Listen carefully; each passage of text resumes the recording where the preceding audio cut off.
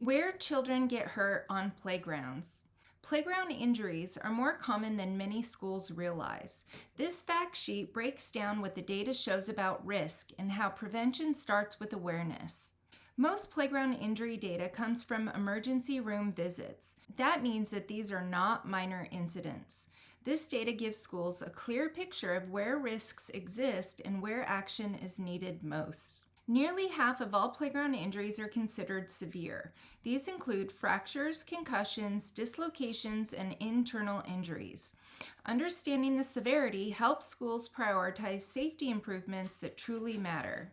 75% of non-fatal playground injuries happen on public playgrounds, including schools and child care centers. This makes school environments a critical focus for prevention efforts. Most playground-related deaths occur on home playgrounds. Many involve strangulation or falls. These trends highlight the importance of proper equipment design, spacing, and supervision. Injury rates are slightly higher for girls than boys. However, both groups face significant risk on playgrounds. Safety systems must support all students across all types of play. At schools, most injuries occur on climbing equipment. At home, swings are the leading cause.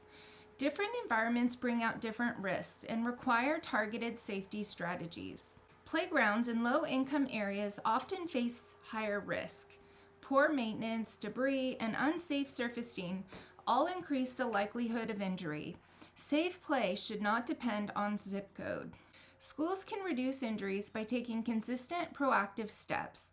Inspect equipment regularly, maintain safe surfacing, remove hazards quickly, and provide active, engaged supervision. The data is clear. When schools understand injury patterns, they can prevent accidents before they happen. Protect your students by taking a proactive approach to playground safety. Explore and download the full fact sheet at peacefulplaygrounds.com, and also view our playground supervision training, our early childhood supervision training, and our playground supervision guide. This article was written by Dr. Melinda Bossenmeyer, playground safety expert. We have many free articles on our featured articles page or principals toolkits. Be sure to go and get these free resources.